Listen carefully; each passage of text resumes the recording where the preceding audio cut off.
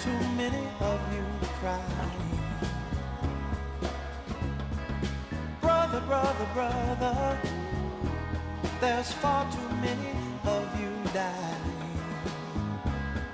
You know we've got to find a way to bring some loving here today. And this is the Communicators coming to you from the Grand Houses in Harlem, USA. I'm Brother Leroy, along with the communicator team of Brother Rick and Brother Doug, and there are others who are not present, but that is besides the point. The program, The Communicators, does not reflect the views, attitudes, let's go back.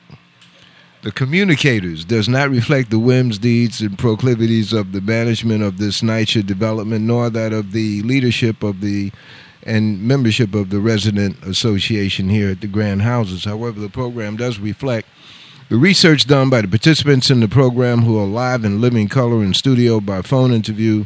And, of course, there is you, ladies and gentlemen, boys and girls, the first-class citizens of the world. You will have the opportunity to join in on these conversations in a few weeks, but right now it's just the communicator team, and we invite you to take notes. Anything you hear in the communicators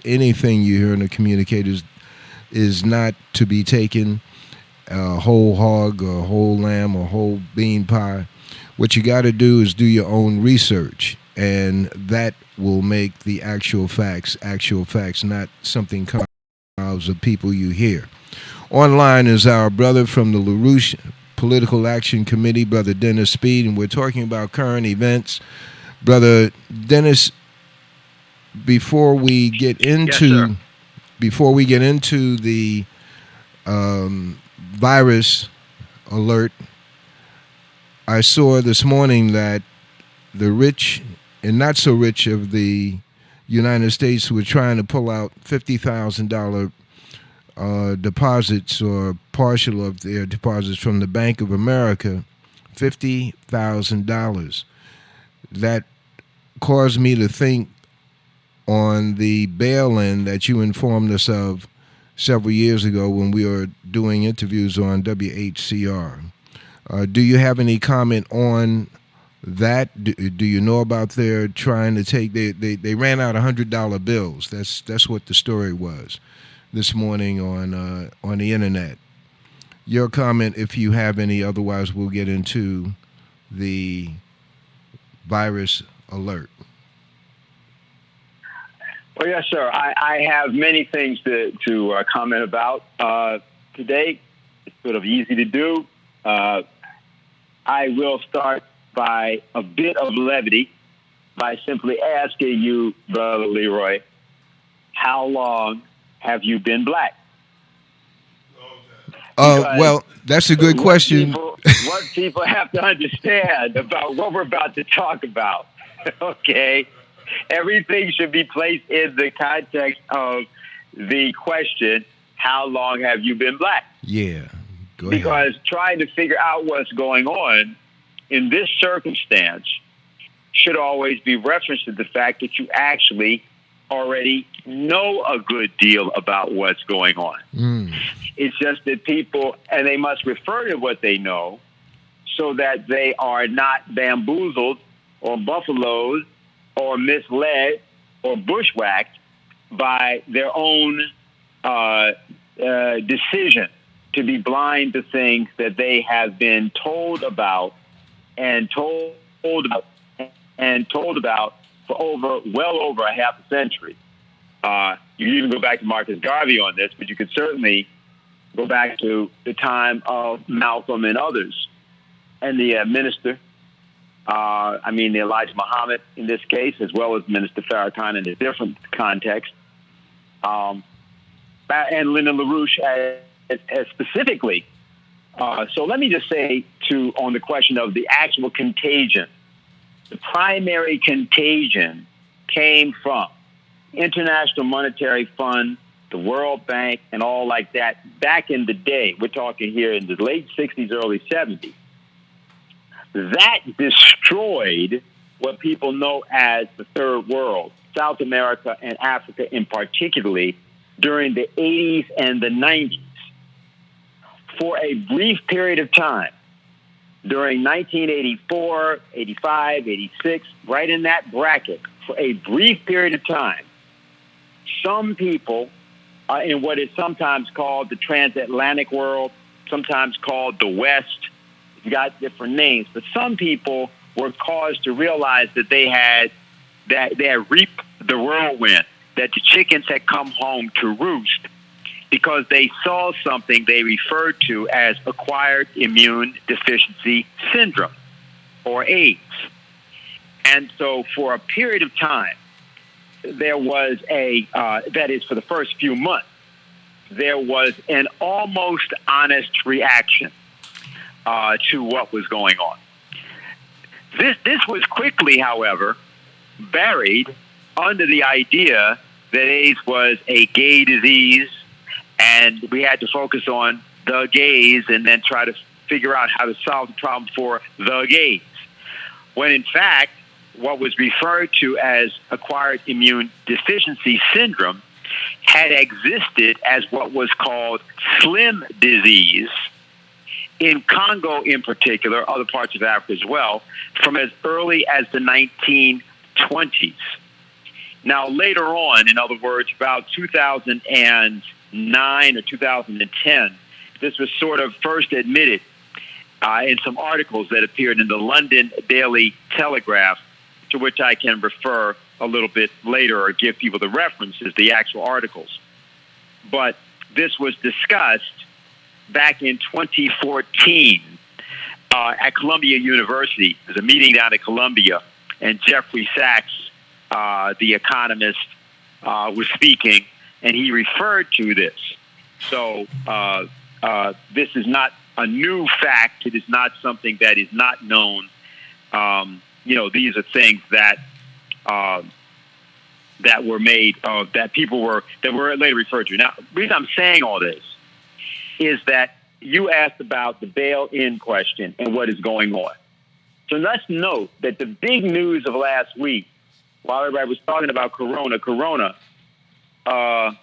was that the stock exchanges were allowed to collapse down to a level which was greater or as great as that of 1987.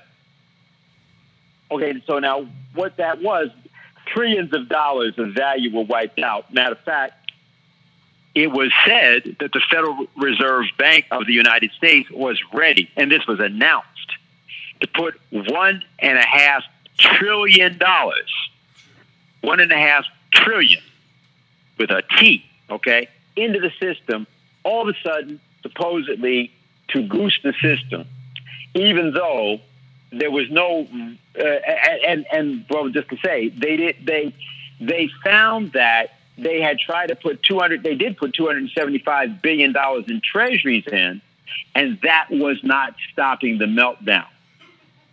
So that, I just want to say, the financial AIDS is the real story. The financial coronavirus, the financial contagion, was the actual story of what you're seeing, not the coronavirus story, which is the one to which everybody's attention was directed. Why would they? I saw that, and I wanted to know, why would they decide to put the money there instead of spending the money to combat the contagion? Okay, well, here's why this is happening. You had, remember, back in 2007, 2008, that bubble was all announced as around the housing market. Right. All right? And notice what I said, right? Now, this time, what they did, they bailed that out, but they didn't just bail out housing. They did many things. This time, however, this is a corporate bond problem. This means that all the corporations, all their stuff is now bankrupted, all right? Because what they did was, after 2008, they continued to do the same thing they were doing with the mortgages. They say they then switched it off and they went to all of the corporations. So, for example, as an example, take that whole oil shale thing that they were doing for a long time, right? Independent oil, America can produce its own oil. You know, Trump has said, you've heard it all. But what this was that all those companies that were doing that oil shale process, that's a very expensive process. They needed massive loans.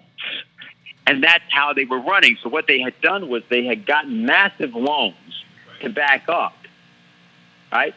And now what happened was all that debt began to unravel, unleverage, or deleverage. How this was working is they had a thing, this has been going on for the last not quite 6 months, more like 4 months, that the Federal Reserve Bank of the United States nearly every night makes available between $50 and $100 billion with a B to reconcile accounts for banks that come to it. And here's what they do. They literally do this. This is the kind of stuff you could not get away with ever in Harlem or Bedford-Stuyvesant, but it's legal for the bank. They would borrow the money in the morning, all right, or overnight. They could do it either way, but they got to pay it back within 24 hours. You heard what I said.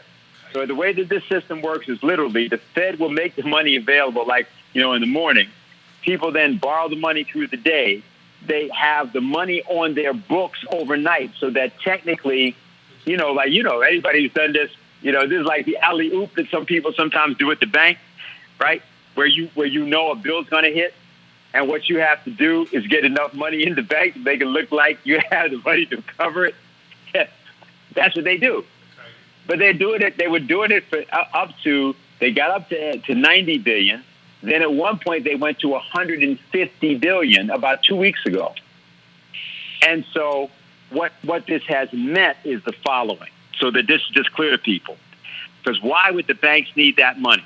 The banks needed the money because the banks knew that all the banks were holding the bonds of corporations who couldn't even make their interest payments on their debts. So therefore, the banks did not want to trade among one another because they knew, just like what happened with Lehman Brothers way back, and happened also with Bear Stearns back in 2007, 2008, somebody was going to get caught at some point with a whole bunch of bad paper. And what you didn't want to do is you didn't want to be that guy. So the Fed came in and said, okay, everybody, don't worry about it. We'll make this money available. You just borrow it from us. But it kept going up. So in other words, the more money they would make available, the more money people would say they needed. It's like a drug addiction thing. So that's why when I said the thing about the $275 billion in treasuries, that was a day's auction. That wasn't even an overnight auction. That's a whole other thing. But what you are having happen, to put it simply, for people that never even will ever have access to this kind of money, this funny money has all seized up. It's all seized up. And all that's happening right now, some group of people are going to go down. And it has not been decided just who it is, because that's all it is. And so that's where we are. The Fed is trying to say it can bail all this out. And you watch, over the next 2 weeks, you're going to hear people talking about the Federal Reserve Bank of the United States directly buying stock on the stock exchanges of companies to try to bail them out. There has been a complete failure of the monetary system. And it's not going to be able to be hidden, because this time around, the Fed, they're going to ask for a bailout. But the bailout cannot work the way it did back in 2007, 2008. So that is why you're looking at the state of siege in the United States right now. I don't mean coronavirus is not important. It is. I don't mean coronavirus is not happening. It is. I don't mean it's not a physical breakdown process and that we don't need the hospitals. We do. But what I'm saying to you is two processes have come together. They're actually the same, but they look different. There has been a monetary contagion that has now broken out to try to solve the problem of the financial debt obligation. And no matter how much money you print, you can't solve it. Number two, there has been a breakdown of the physical condition which had actually already happened back at AIDS back in 85.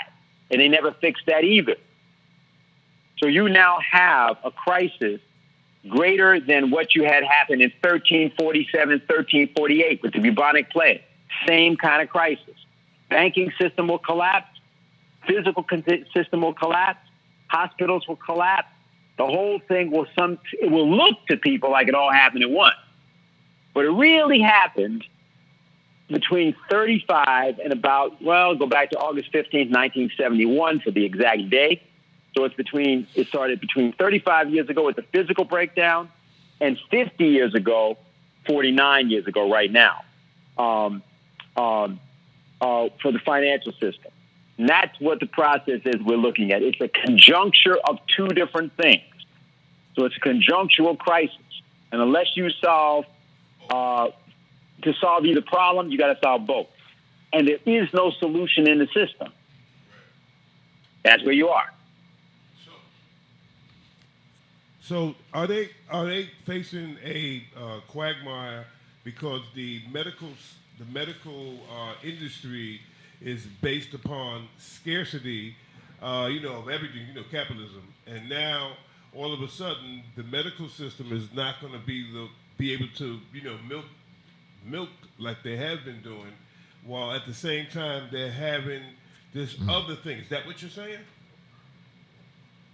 I'm saying that this is actually what people refer to as a doomsday scenario. Now, see, what will happen is they will play games. Now, what you asked me is accurate. Yes. What happened was that there is almost all, the drugs that are needed are largely made in China. That didn't have to be the way it is. Now, you can appropriate, you can take over, you can, which is the kind of thing Trump's trying to do now, because he was told by the Surgeon General, who's African American, Adams and others, this is not what you think it is. This is a pandemic. This is not an epidemic. Difference being, this is conveyed through the air. See, this is the danger that it also existed around AIDS. It never happened with AIDS. But those of us who were looking at the situation back then kept trying to make that point. We printed a report, which was called, this was on July 1st, 1985. The report came out. It was called Economic Breakdown and the Threat of Global Pandemics. And what this is about, in other words, is if it becomes airborne, now you get it by people breathing. You don't get it because somebody touches somebody. That's also true. You can get it that way, too. But it's also possible to be infected just because somebody's breathing. That's why a mask may not necessarily protect you at all. See, so they were messing with this the whole time, but they had a different scenario. They had a scenario about biological weapons for which we have the antidote. They had scenarios about, bombing black people in Namibia, which was then Rhodesia, with anthrax, which they did, killing tens of thousands of freedom fighters and so on down there. Okay? They had scenarios about controlled disintegration of the world economy, an actual name that they gave back in the 1980s. They had scenarios about this and scenarios about that. But just like what happened around World War I, a scenario is different than a plan. So all kinds of people are playing their scenarios out about how they profit. They make things good on this and they make good on that. But there's another process that has happened. And the process is a doomsday process. So you will still have vultures eat the dead carcasses of diseased people. They will be there to do that, okay?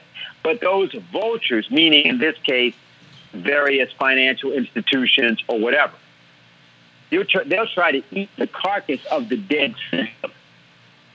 But that carcass will infect them as well. So you've reached that point now.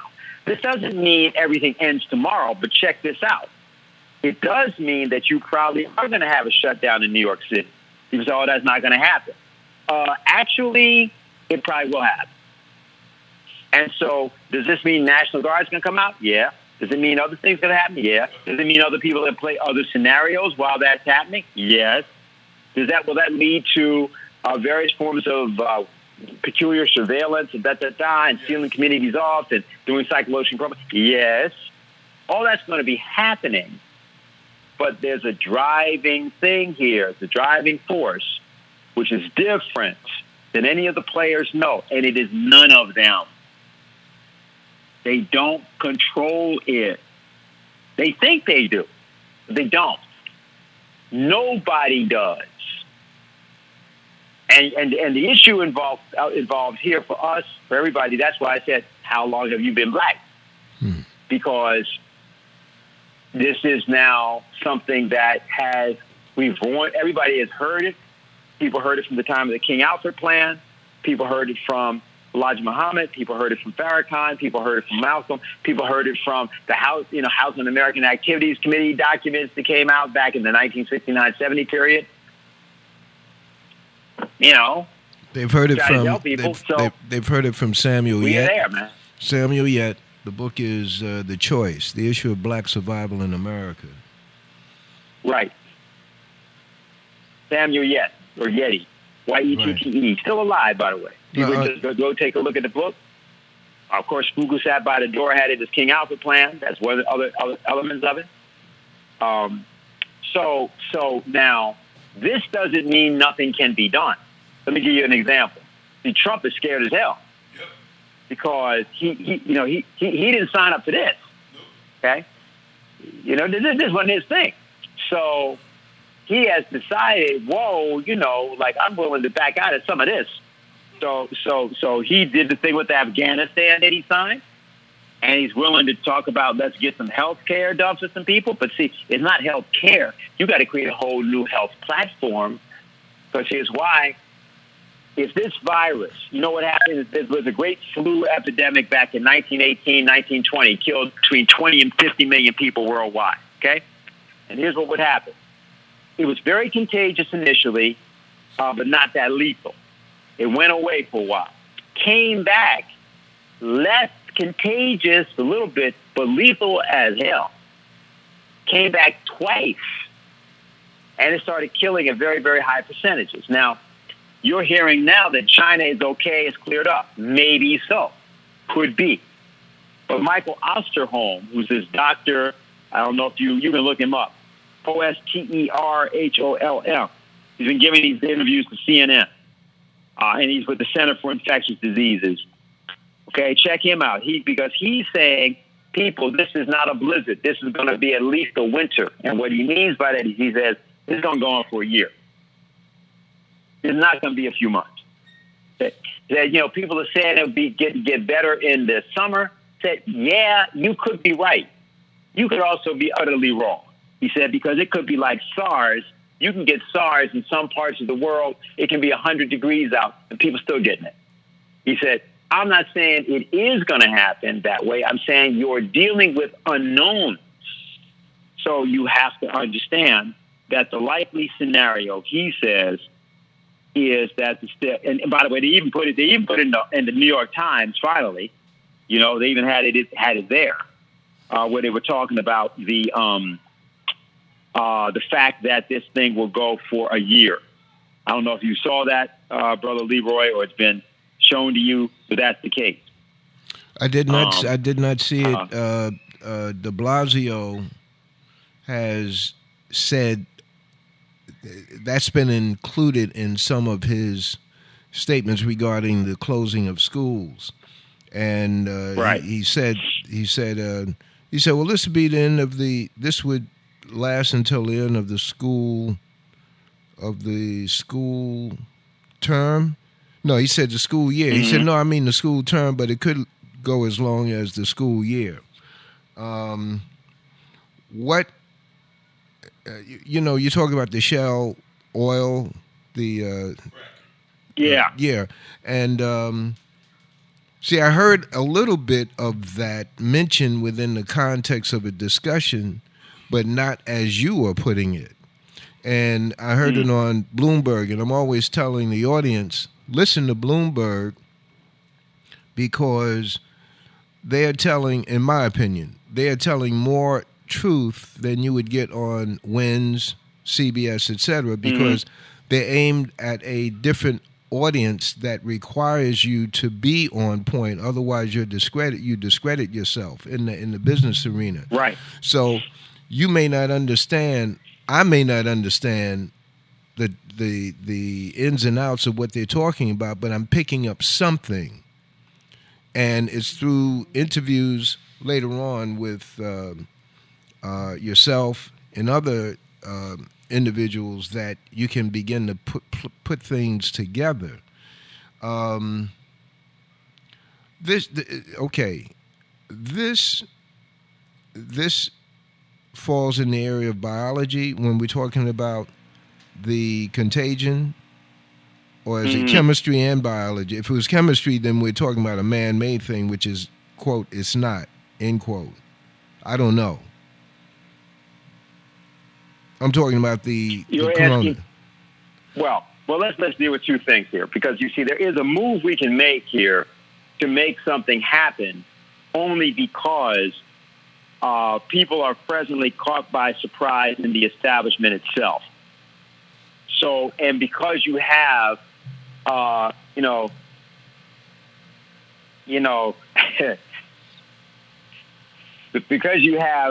you have Archie Bunker in the White House, he is prepared to do nonlinear things, which regular establishment people would never do.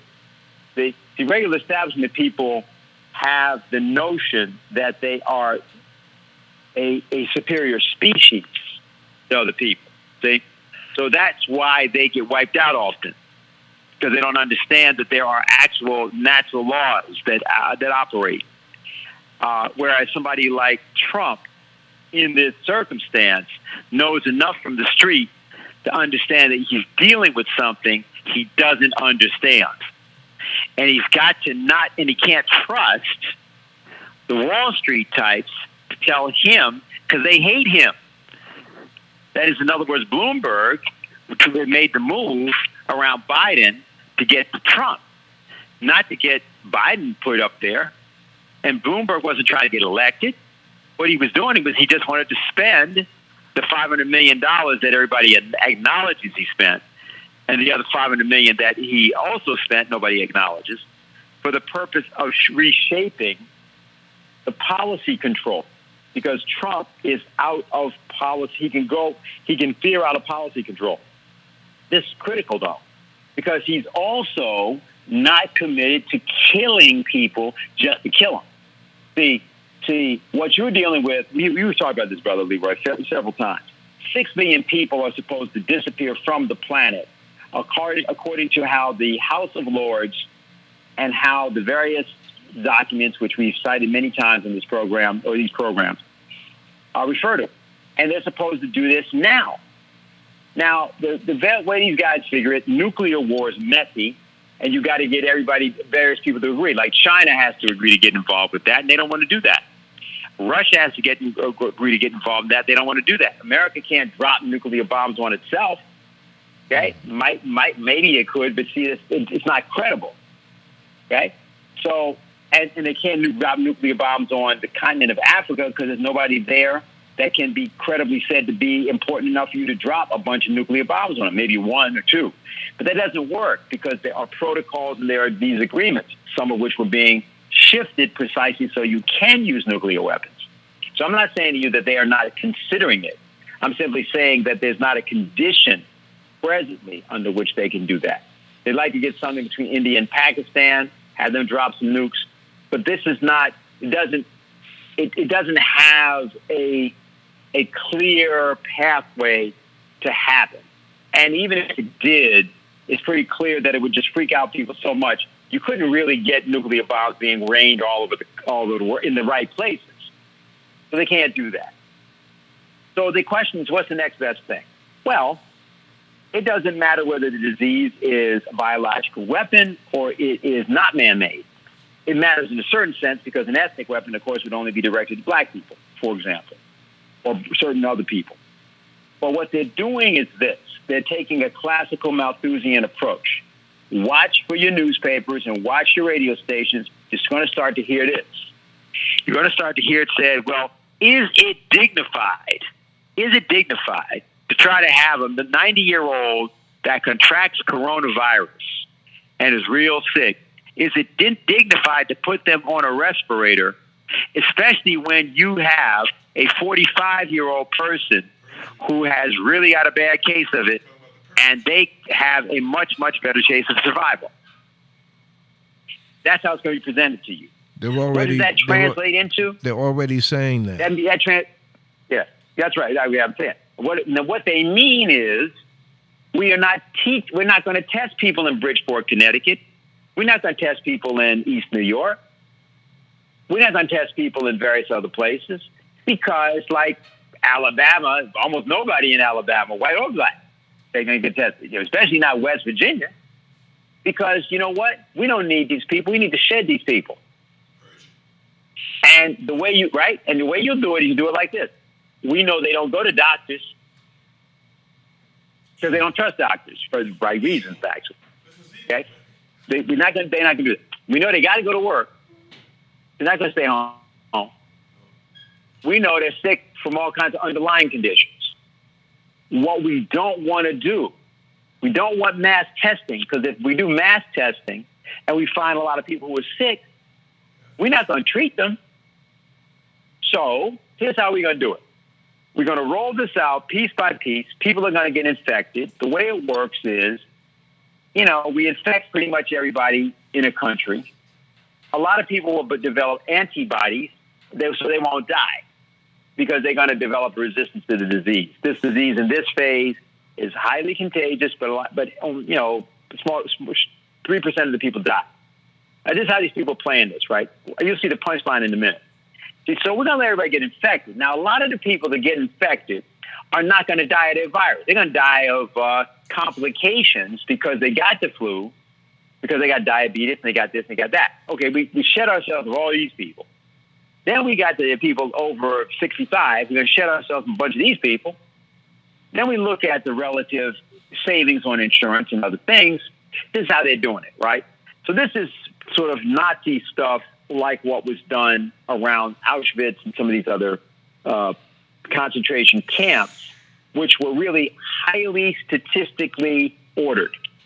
They did calculations on your caloric intake, the number of calories you took into your body every day, and a number and the output that you were getting, because they were coal gasification plants. That's what they were manufacturing at Auschwitz, particularly the mothers. And so they did calculations on how little they could feed you and at what rate you could die, so that they could replace you with other people they were going to bring in. Because it wasn't just Jews. See, they had 26 million people altogether, Eastern Europeans and others who all went through those camps. And that's what their plan was. And they had it all statistically outlined. That's what this is. That's what you're living in. That's the significance of what's been done with the cell phones and all this other stuff. Now, there's a way out. There's a way to flip the whole thing. There's a whole way that everybody can get safe. Okay? And people say, well, you're terrorizing that. Well, I might be, but I'm just telling you what they already did. I can tell you the solution to it, too. But the concept is to understand that they're making that calculation without calculating that as the virus moves from here, it's going to move to South America and Africa. So when it does that, when it moves across the equator, as it's now beginning to do, it's wintertime down there when it's summertime here. Mm-hmm. The virus will mutate. You don't know how it's going to mutate. Maybe they think they do. Maybe they think they have antidotes for certain select people. That could be. Might be. So therefore, if you get a social upheaval, if you get a political crisis, then it might be true. Some poor people will get some kind of whatever. And what they'll do that to then say, you see, we weren't trying to kill everybody. We saved these people over here in this corner. We just couldn't save everybody. That's the game we're in. That's the Prince Philip. You could call this Prince Philip's virus or the crown virus. Corona means crown anyway. Call it Prince Philip's virus because that's what this is. It's a combination of viruses, physical and financial. And that's what they're using, both. And that's how they're going to do it so people don't see it. Sorry. Why do you mention Philip? What's the significance of Philip? No. I was just saying so. I didn't say so. I thought you said Philip, the King Philip plane. Oh, Prince Philip, I'm sorry. Yeah, because he said he had this famous quote, "Then I'm reincarnated. I'd like to come back as a virus in order to be able to solve the population problem." Just say that again. A couple of times. Just say that again. In the event that I am reincarnated, he's very old, right? You know, Prince Philip, he's the consort for Queen Elizabeth, and she's like 93, and he's like older than that. Remember, okay? So his brother, just so people are clear about who he is, his brother was Prince Bernhard from the Netherlands. That guy was a card-carrying Nazi. He actually had to resign from the Nazi party. And when he wrote his resignation letter, this is his brother now. When he wrote his Bernhard, when Bernhard wrote his resignation letter, he signed the letter Heil Hitler. So, you know, he only resigned because it got hot in England. See? So Philip said, I said, this is some years back. We published it back in the 90s. In the event that I am reincarnated, I would like to return as a virus so that I might be able to help solve the population problem. And so I'm calling this Prince Philip's virus. We got it. Who is the source of the statement, the phrase "useless eaters"? Well, there's several people that, I mean, basically, on the one hand, it's always put in the mouth of Joseph Goebbels, Hitler's propaganda minister. But it was a phrase that actually existed earlier and even came into being during the period when the Boer War. The Boer War at the turn of the 20th century, in the 1900s, where they first began the British created detention camps, which were then called concentration camps. Partially, originally, the notion being it was just a concentration of people who were penned in. But in that context, this notion of useless eater began to be discussed. Parson Malthus had talked about it back in the 18th century, but he never quite used that term. He just talked about the fact that the way, what Malthusianism was he wasn't for abortion. He thought abortion was unnatural. He said, but I'm also not for sanitation, because sanitation's unnatural, okay, for a lot of people. They just naturally dirty. So I don't think you should have public sanitation. That's an imposition on those people. They just dirty, they're going to die, okay? I'm not for public health measures, okay? Because, you don't have it, you don't have it. That's it, okay? And I'm definitely not for public welfare. Forget that. You either got food or you don't have food. Okay? And I'm not for making food cheap. Okay? You can't set the price. That's on you. So that's what Malthusianism is. Okay? Hey Dennis, what is the... Yes, sir. Because you had said earlier about this, not too late. So talk a little bit about the setup for the comeback. How does that happen? How does things get set up so you can come back from this? What is the strategy along that line? Okay, well, here's what is going on. Look, obviously Donald Trump, or really nobody that you've had in the White House for a very long time, has really been qualified to be president. There's a capability you have to have, which is you have to understand the office, the actual powers of the office. Now, the office is very, very powerful, far more powerful than some people may want it to be, but actually, under these sort of circumstances, like what Roosevelt used it a certain way during the Second World War, when he got the chance to do it. Now, meaning after Pearl Harbor got bombed, and then he had wanted to go do some things. He did some things at that time. Now, here's what the thing is with Trump. Trump did not show up to commit genocide because Trump is not into that. Trump is into what you saw with Central Park 5, yes, okay? And Trump is not apologizing that to this day. I don't have any illusions about Trump. But Trump is also not in his, that's not his thing. He doesn't have a big thing about how his particular narrow-mindedness about all kinds of people would stop. He doesn't believe that that's what he's got to spend his life campaigning for. He believes his thing is competition. America's the best. We're better than anybody else. And I can get a bunch of black people on a basketball team together anytime you want to prove it. See? Or that sort of thing. Now, I'm making it crude, but that's what I'm telling you. And he will, and in his mind right now, America is going to pull itself together, and I'm going to now do something nobody else ever did. I'm going to pull this whole country together. We're going to make sure that people don't die of this epidemic. I can do it. I can pull together the resources, and I'm willing. Here's where the problem comes in for the establishment. I'm willing to do things. I'm willing to do things nobody else is willing to do, because that's true. He is. And see, they know he doesn't understand the implications of this stuff to them. The implication, for example, if Trump decides that he wants to issue credit, not just loans, credit to businesses, to small businesses, medium-sized businesses, and even to large businesses to manufacture hospitals, hospital equipment, refurbishing of hospitals, pharmaceuticals. If he wants to, as president, he can just do that. Yeah, but what that's going to do, if he does it, is it will mean all this money going into speculation will be shifted from the speculation into these initiatives. He's got to do that. He doesn't have to get it from the banks. He can issue that from the U.S. Treasury. That's constitutional. That's called uttering credit. Okay? He can even utter currency, but that's not the thing to do. The thing to do is to utter credit, which means a business has to apply to the federal government through a loan window operated by the U.S. Treasury for a certain portion, right, of credit for the purpose of producing these specific physical requirements and items. Not some general thing for your business so you can grow your business. No, we need to have so many gowns, surgical gowns.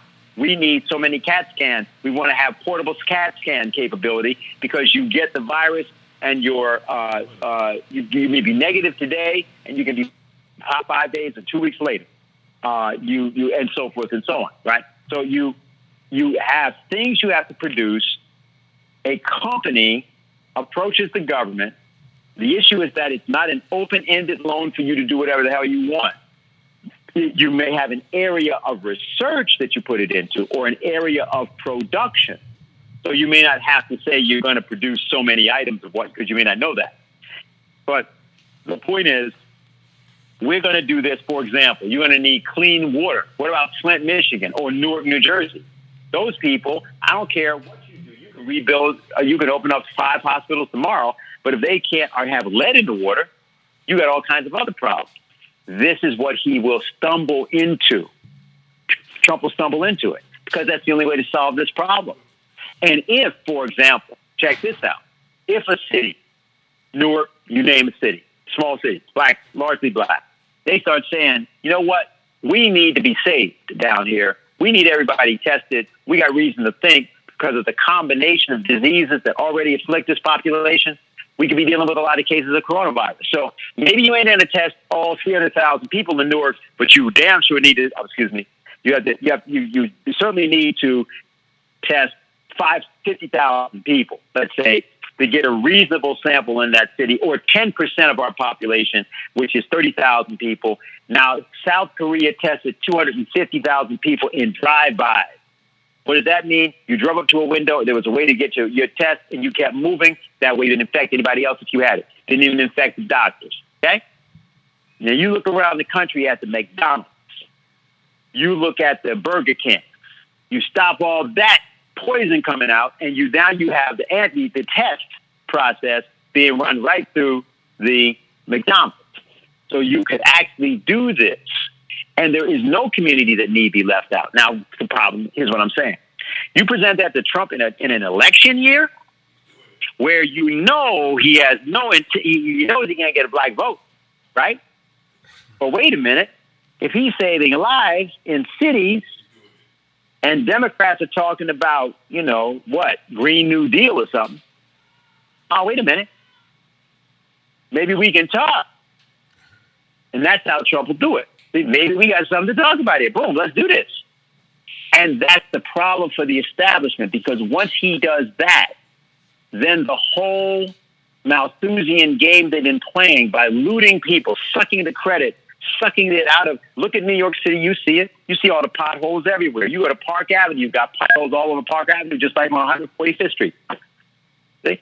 So this is a time where intelligent forces can flip the script on everybody if you know how to do it. But the point is that it has to be done quickly while they are still off balance. And while Trump, who remember gave kind of this, it ain't nothing wrong. That's what he was saying a week ago. Nothing's wrong. And then saying state of emergency, national emergency. De Blasio, how about him? De Blasio was saying, I can't close the schools.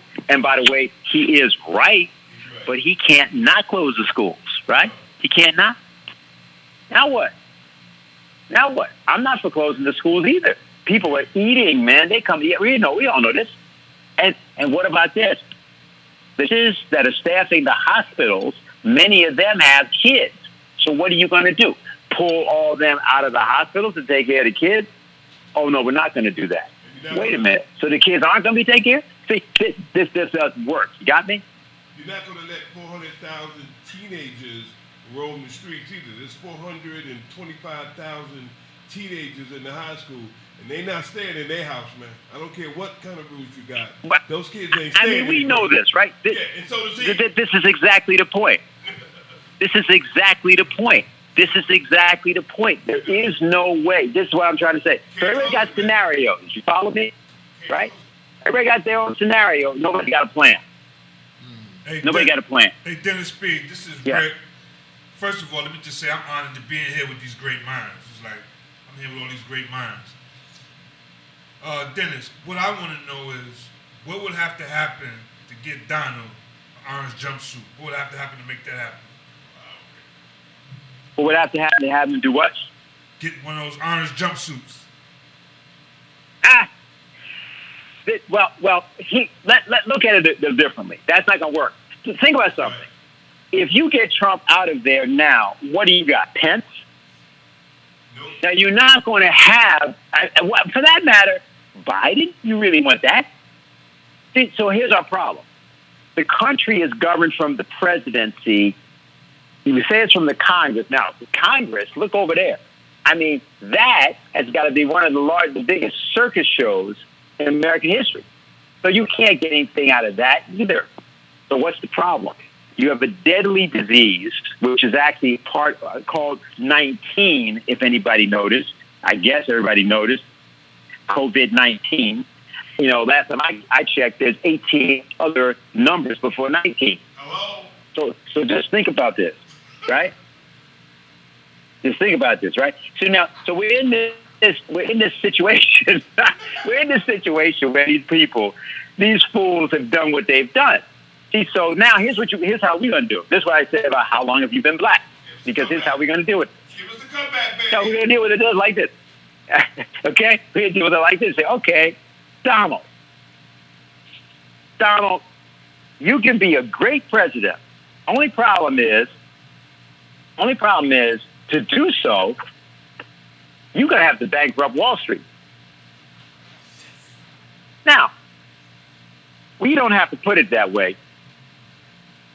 Put it like this. You have these deadly diseases, and now, even in your own New York Times, let me quote this so you guys have it. It was in the Friday New York Times. I don't know if you saw it, Brother Leroy. The New York Times is saying on Friday, let me get my thing here. I just want to get it exactly so I can quote it. I don't want to have it be that people said I didn't have it right. Hold on, I have different of my material in different locations. Biological Task Force, hold on. I have a document that I put together with all this stuff, and I found it. Good. So here we go. So the Times had this, and there's also a thing called the City Paper. You may want to take a look at that. Morbidity reports.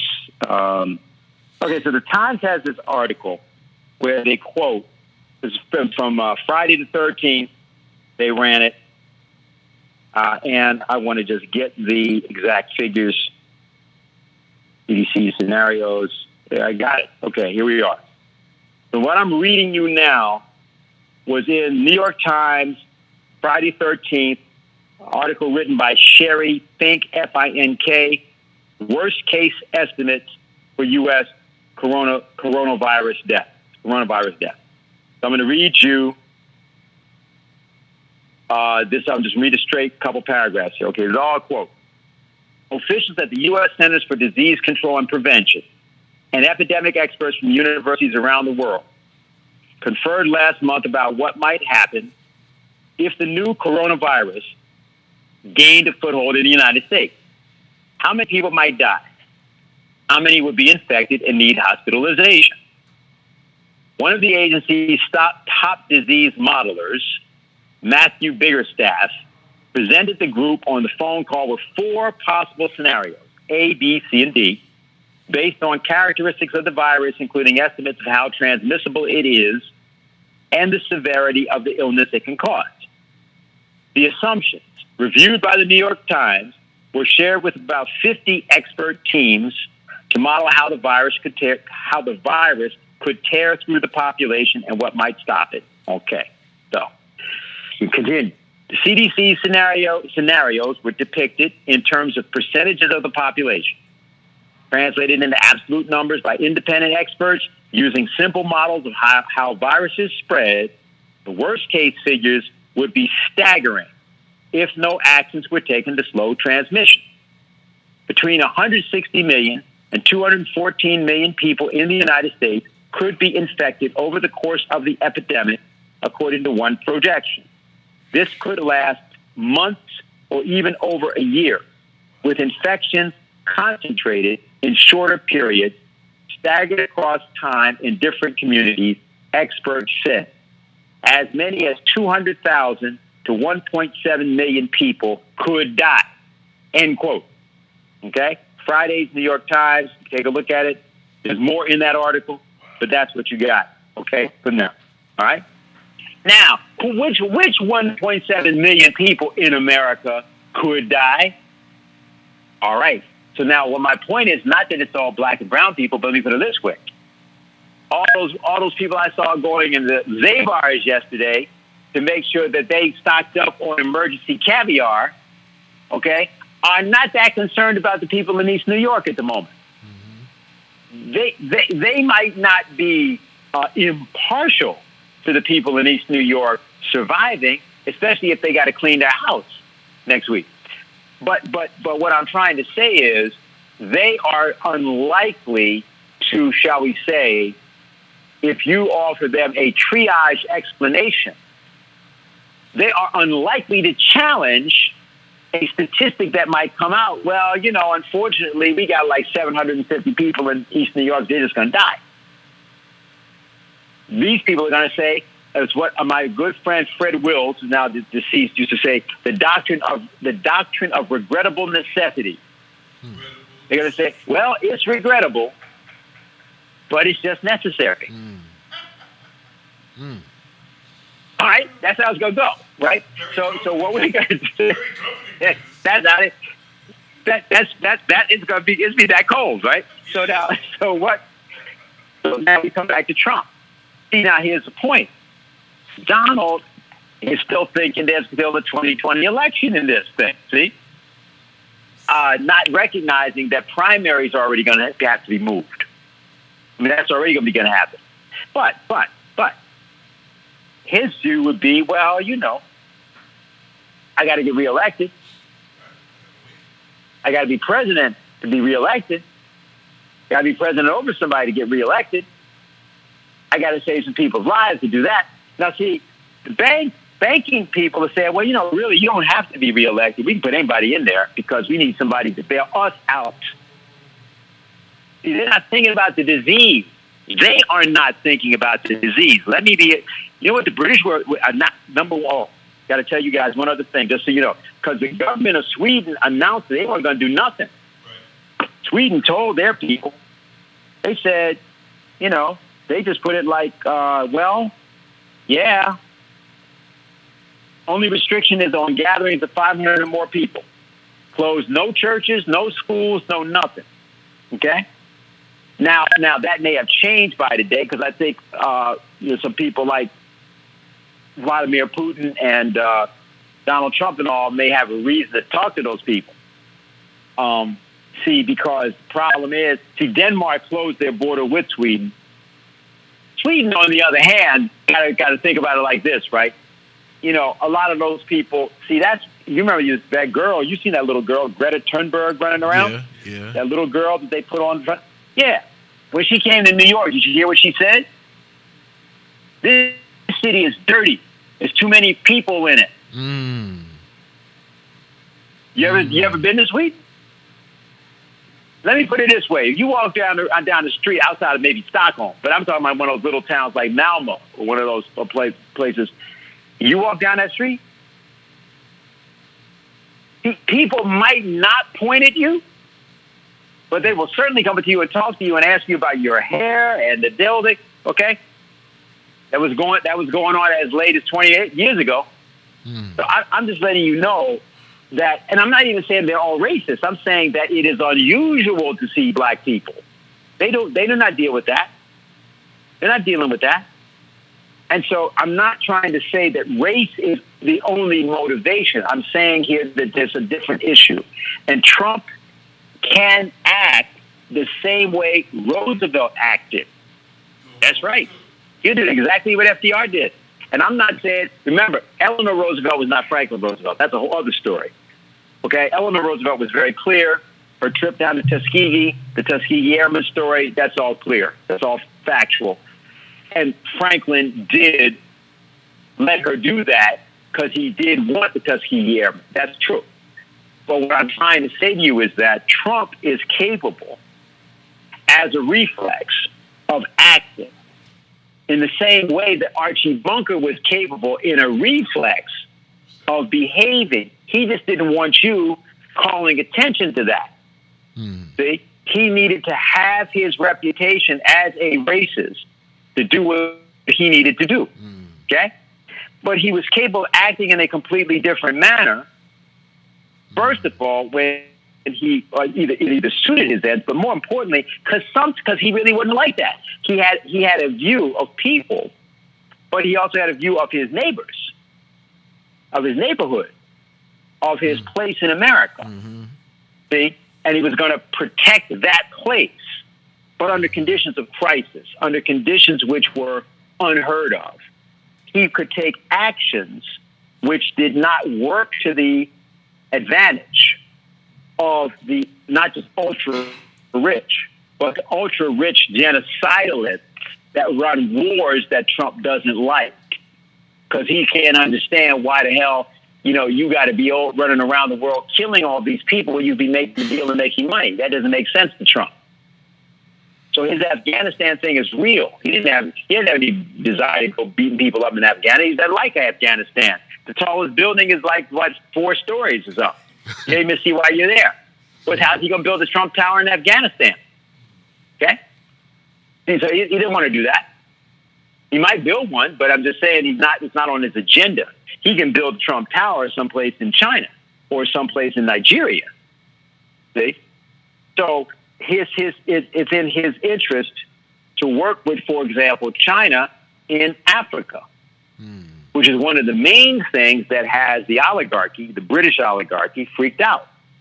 Prince Philip, Queen Elizabeth, all those people, the crown of the various European crown agencies, whether they be German, Swedish, Danish, whether they be Belgian or British.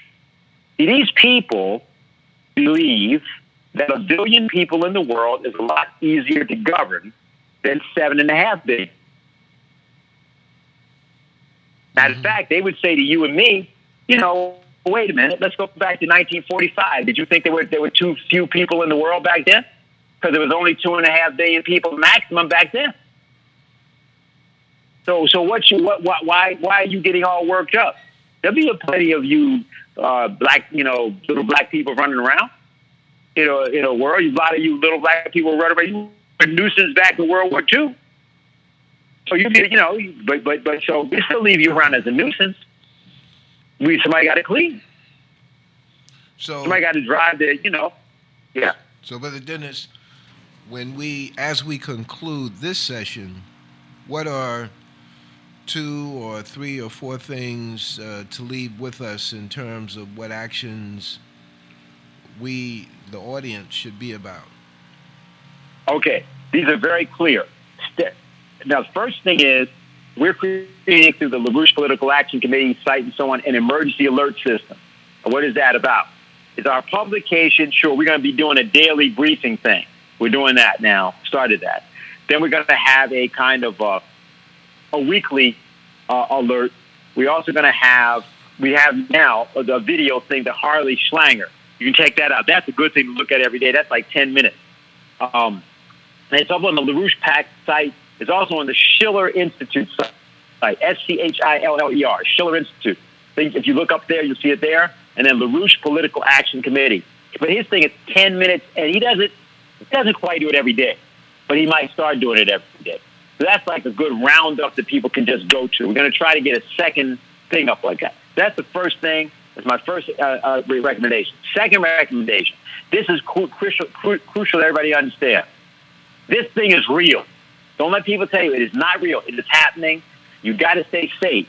So you want to listen to the things they're announcing and make sure you're not violating them, because that could cost you in various ways, also your health. That's very important just for me to say.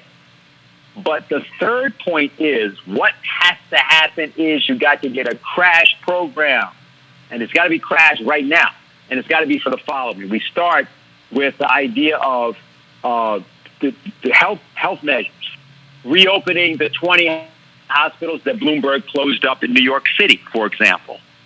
You're going to have to expand some of the other hospitals and, of course, expand capability. Making mass testing available. That's crucial because they're going to play a game on that. All right, so we already illustrated what that is. Okay, so all that can be done. How should people do it? Here's the step 3, because this is crucial in terms of understanding. Glass-Steagall, the thing we talked about separating off commercial banks from the investment banks, that's a demand. That's got to happen. If that's done right now, and then you issue the credit to go into the industries, as I said, which is the second step. This is called the LaRouche 4 Laws. Go to our website, you'll see the LaRouche 4 Laws. There's a statement by Helga Sepp LaRouche, LaRouche's wife and the head of the Schiller Institute. And she outlined the thing on the COVID virus and the 4 steps. So it's right up there. Go to our website, you're going to see that. But now here's a move we can make, and this is one is a critical one. People need to be in touch. And now I'm running the system of conference calls on Thursdays and on Mondays. We're probably going to expand that. I'd like to do one for New York City per se. And my wife, some others of us are going to be setting this up. We ourselves are limiting our street deployments, although we're going to be out there. We're going to be doing stuff. But we're doing this in the interest of trying to actually get the actual intelligence on how widespread this thing is. Now, some of this is going to be right now, like literally as we're talking. It will change in a week, or within a week, actually. And it will change again from there. We're right now in a completely different world than people have been in, even including 9/11, even including that. This thing is going to be very eventful. So here's what I would say. People need to be in touch with you, Brother Leroy, so that they can get in touch with me, and we can then work something out, conference call-wise or call-in-wise or whatever makes sense in terms of platform, because there's various availability via Internet that we can explore, especially for Harlem, especially for New York, because I can tell you that the people in New York City, particularly black and brown people in New York City, have a more immediate way of affecting Donald Trump in that situation in the presidency than almost anybody else in America. Okay?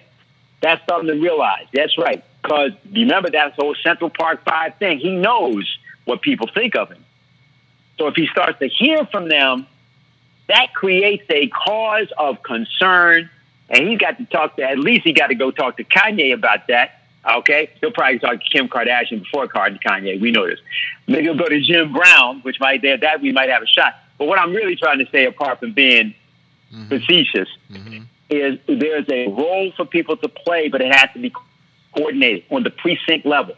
It goes through you, Brother Leroy. We set up that system. It's a precinct system. The way it works is simple. You got to have people in communities that you trust. I don't think people should go to doctors unless they have been told to go there by people that they trust. I agree with that. So we locate those people in the community. That is not going to be government officials. It's not going to be from City Hall. It's going to be from people in the community who are liaising with the City Hall, but honestly so. And so this is the system we need. We're going to need it now, not just for this crisis, but for the next one that's going to come, and it's going to come soon. That's that's what I would say. Very good. And the actual wording for the LaRouche and Schiller websites is what? Okay, so LaRouche, L as in Larry, A, R as in Robert, O-U-C-H-E, LaRouche Pac, P-A-C, LAROUCHE-PAC.com. Okay, that'll get you. But actually, if you put out LaRouche Pac on your phone, it comes right up anyway. Okay, beautiful. And then Schiller Institute, S as in Sam, C-H-I-L-L-E-R, Schiller. Like saying about Miller, but it's Schiller. It's S-H instead of Miller. Schiller Institute. And if you put those two things up, things will come up. And put my name in, you'll see it. You'll see me doing something up on the site. Very good, Brother Dennis Speed of the LaRouche PAC organization. Thank you very much for sharing your insights. And for folks who want to follow up, you can connect with me at LEROYBTM@MSN.com. Leroy BTM at MSN.com. Thank you once again, Brother Dennis. God bless you and your family. Thank you, sir.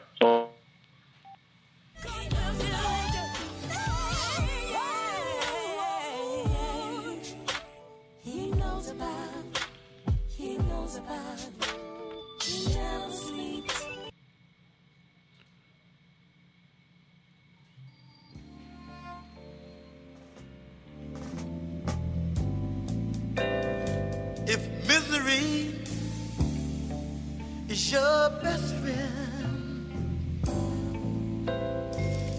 and it's gotten so you can't pretend. Your tears keep giving you away,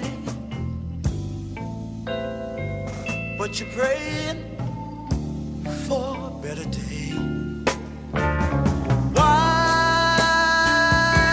should I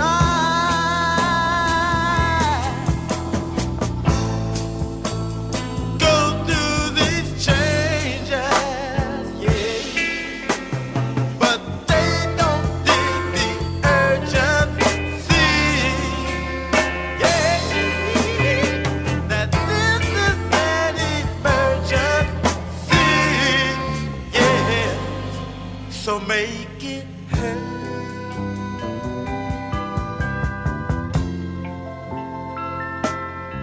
Deliver the word.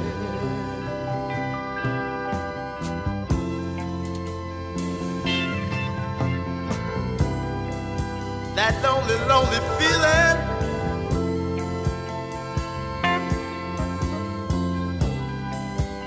Stuck in a four-cornered room.